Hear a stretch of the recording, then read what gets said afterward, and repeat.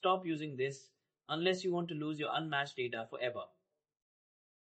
Today we master the strict filter that kills lonely rows, the inner join.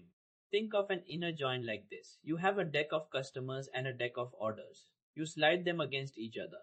An inner join is simply keeping only the cards that match up exactly. Any lonely card that doesn't have a partner gets thrown in the trash immediately. Every match needs a bridge and a vault. The bridge is your join key, the specific ID column that physically connects the two tables. The vault is your result set, the new table holding only the combined winners. Look at these specific numbers. Table A has 5 customers. Table B has 4 orders. When we run the join, the math is simple, only the shared IDs survive. If there are 2 matches, you get exactly 2 rows in your result. Watch closely. This is the exact overlap. The left circle has 5 customers. The right circle has 4 orders. The only thing that exists in both words is ID2 and ID3. That is your final result. Here is the code slide that helps solidify this concept. This query selects an ID from both tables and filters strictly to keep only matching IDs. The result shows a customer name and an order total side by side. In short, we are pulling together data that belongs to the same person in both places. If a customer has no orders, their row is deleted. If an order exists for nobody, it's deleted. This isn't the bug, this is the feature. The inner join aggressively deletes anyone who doesn't belong to both groups.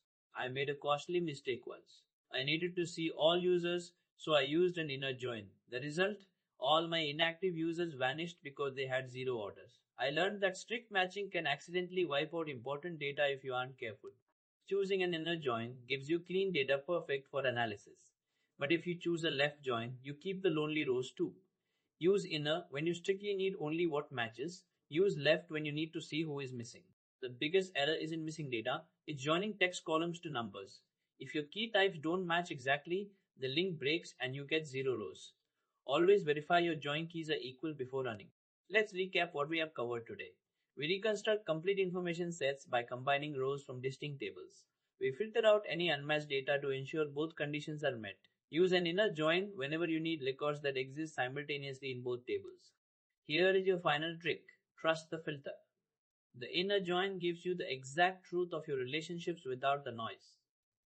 Now go build your own query using these simple concepts. Okay, so here is the trick before we wrap up. You now understand inner joins and know how to combine tables safely. Go build your own queries today using these simple concepts. Clean. Keep shipping. See you tomorrow. Small channel, so a like and a follow genuinely help.